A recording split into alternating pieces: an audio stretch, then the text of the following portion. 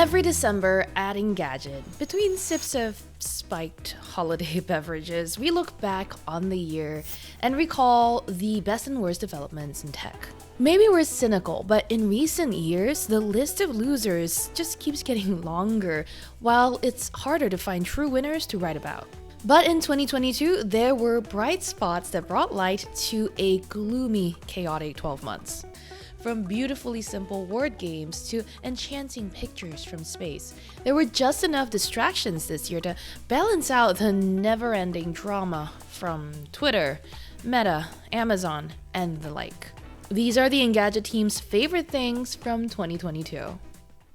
In 2022, things on Earth were so bad that we welcomed the opportunity to look at what's beyond our galaxy. After its launch on Christmas last year, the James Webb Space Telescope deployed its sun shield in January, finished calibration a few months later, and started sending back images.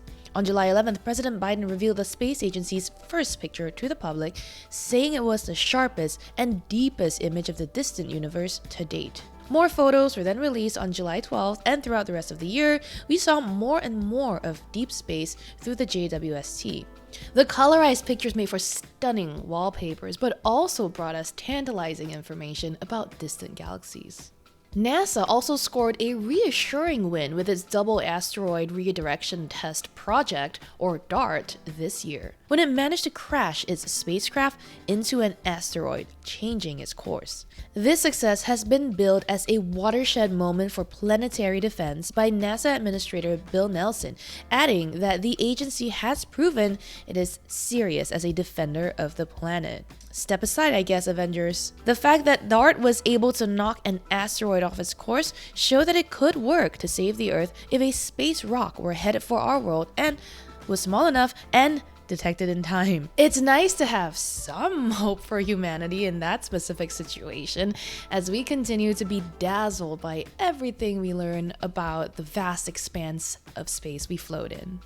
Wordle. For a while in 2022, a word game brought the whole world together. Because it's the same puzzle for every single player each day, Wordle was a giant inside joke amongst solvers across international boundaries. At Engadget, for example, London-based Matt Smith could give me hints or laugh at my inability to guess a word he had gotten earlier in the day. I also loved sharing and seeing the little blocks that showed how many tries it took us to solve the word. It was a chance to both bond and brag, making it the perfect gaming experience. Plus, whenever a word was controversial, whether it was spelled in US or UK English, for example, I loved the inevitable debate that would result.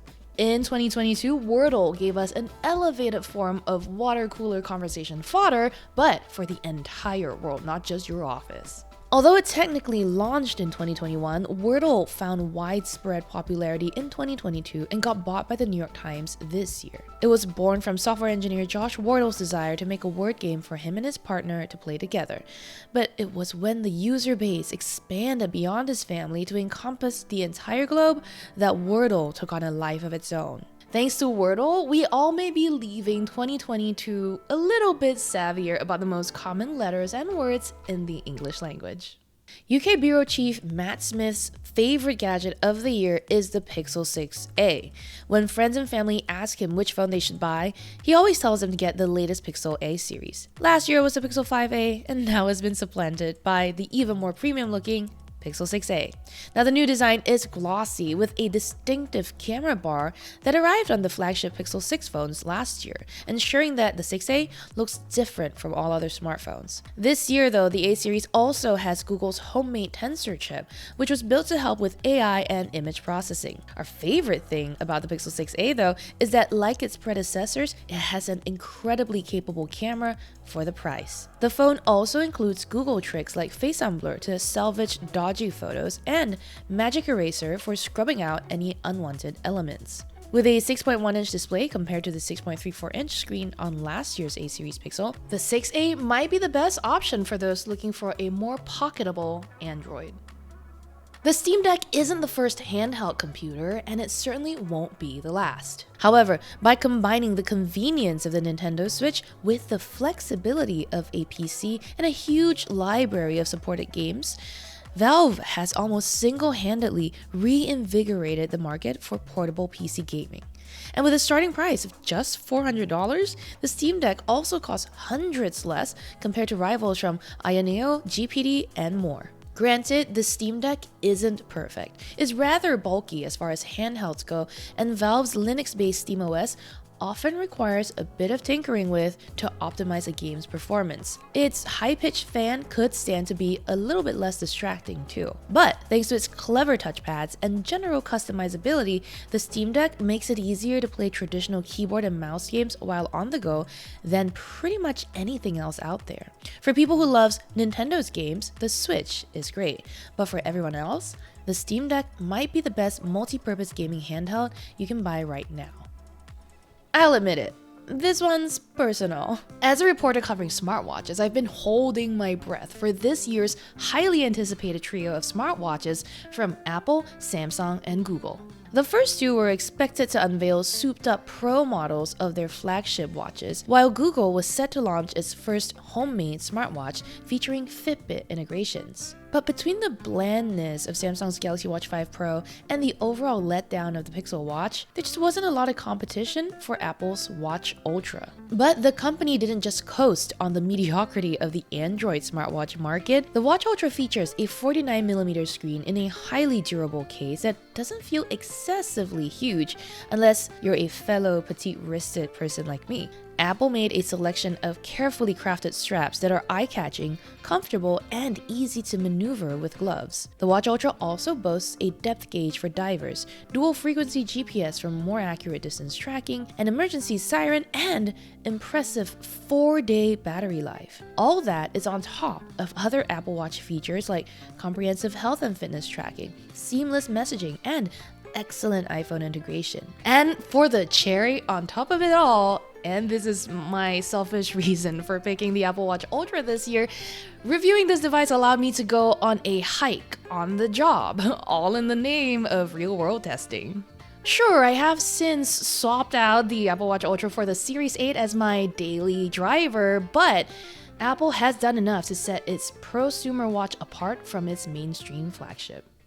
Elon Musk's takeover of Twitter has breathed new life into a number of upstart social platforms. But no other service has benefited more than Mastodon, the once relatively obscure site that's long billed itself as a Twitter alternative. Ironically, Mastodon first became prominent back in 2017 after a backlash against Twitter's decision to remove user handles from character limits. Since then, the decentralized platform has had a small contingent of dedicated users, but was nowhere close to the social media mainstream. That all changed as soon as Musk's takeover began. Almost overnight, more than 30,000 new users flooded the platform, and the growth has only intensified since Musk formally took control of Twitter in October. As of November, Mastodon had more than 2 million users seeking a new home outside of Twitter. Yes, the platform is more complicated than Twitter, and not everyone is eager to start over on a new site. But it's impossible to ignore just how good Mastodon's timing has been. In the span of a few months, it's gone from niche to mainstream, and is now best poised to absorb the masses fleeing from Twitter.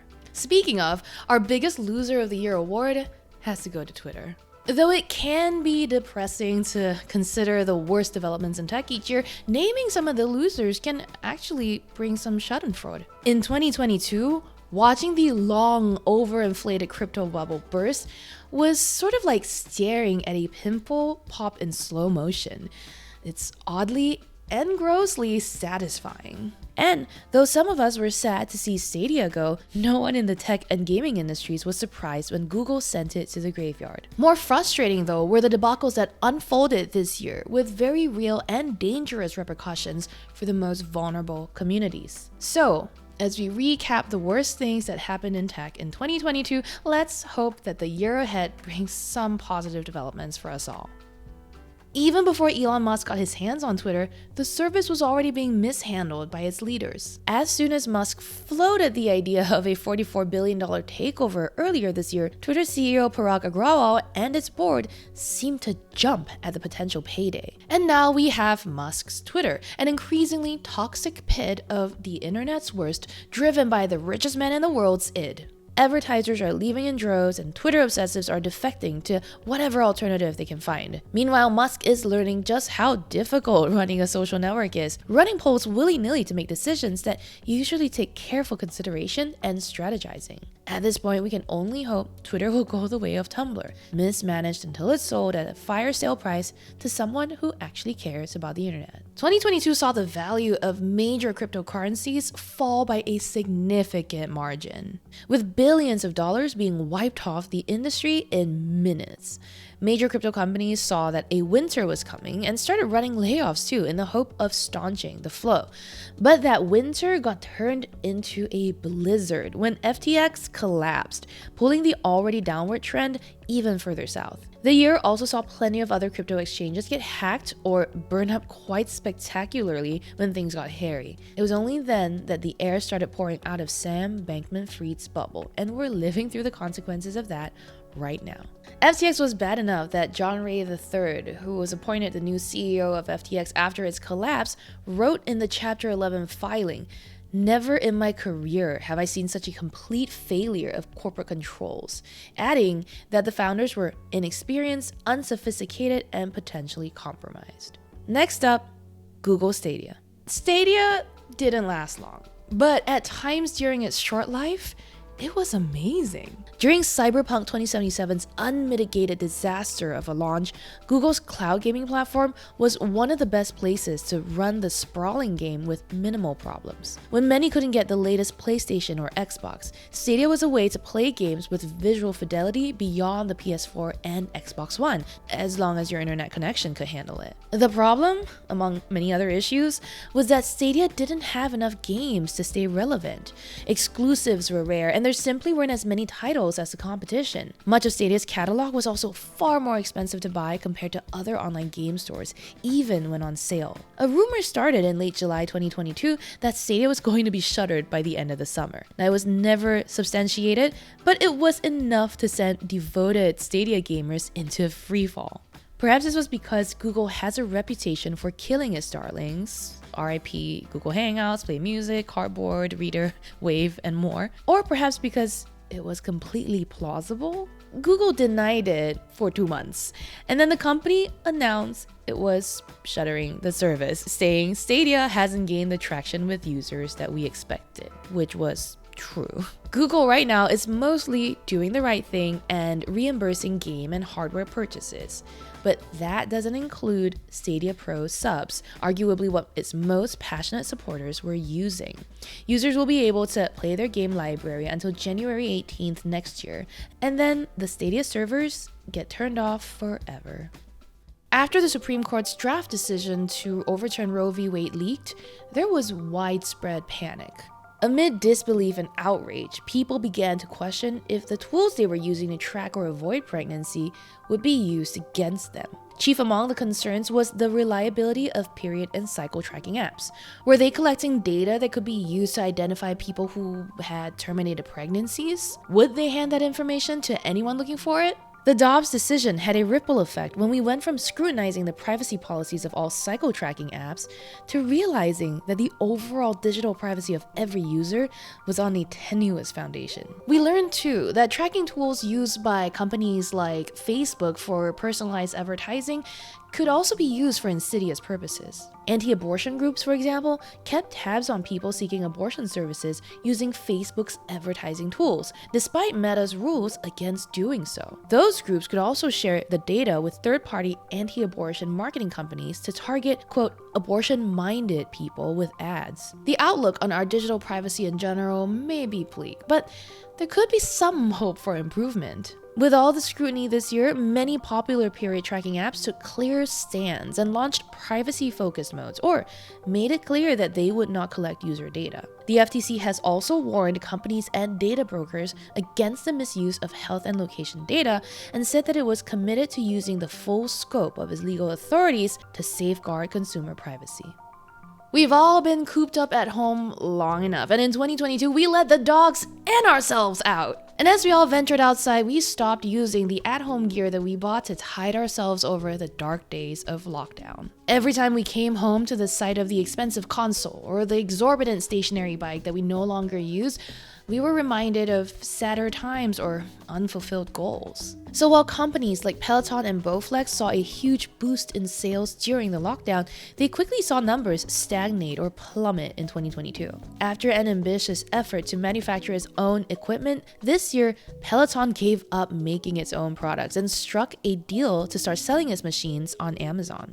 That marked the first time Peloton had sold its products on a platform other than its own, signaling that the company needed help to move units. Since then, it's also launched a partnership with sporting goods retailer Dick's to sell the bike, tread, and guide at 100 brick-and-mortar stores in the US. It also launched a rental program to let people get the bike for a monthly fee, and CEO Barry McCarthy said it was contemplating opening its workout content to competing bikes and treadmills. These efforts to reach a wider audience makes sense. Peloton posted a net loss of $757.1 million for the first 3 months of the year on a revenue of $964 million. The company tried drastic cost-cutting measures, effectively cutting its workforce in half in just a year. It also slashed the prices of existing models in an effort to lower the barrier to entry and draw in more customers. It's not all doom and gloom for Peloton though.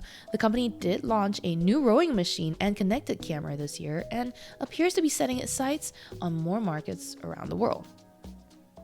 Everything about Toyota's bZ4X is disappointing.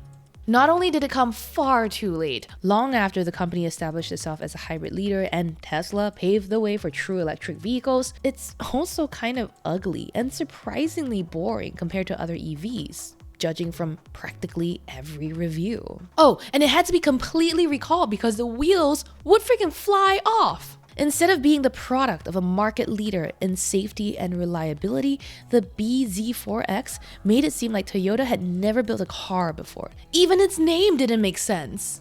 While Toyota has resumed production of the bZ4X, it's clear the company missed out on a huge opportunity with its first mass-market EV. There was a RAV4 EV once upon a time, but it doesn't exist now. It's doubly disappointing after we've learned that the company has been lobbying to slow down the EV transition. It's classic innovator's dilemma stuff. After pioneering with hybrids, why rock the boat any further? Toyota is reportedly pushing to reboot its sluggish EV plans, and given its sheer size, it'll likely catch up to other EV companies within the next decade. But the company's image is tarnished. It used to be the car maker that put its customers first, one that actually cared about the environment. But it turns out, even the good guys can get complacent. We hope you enjoyed watching this video of our recap of the best and worst in tech in 2022. Leave a comment telling us what you would add to our list. And for more coverage of the world of consumer technology, make sure you subscribe to Engadget.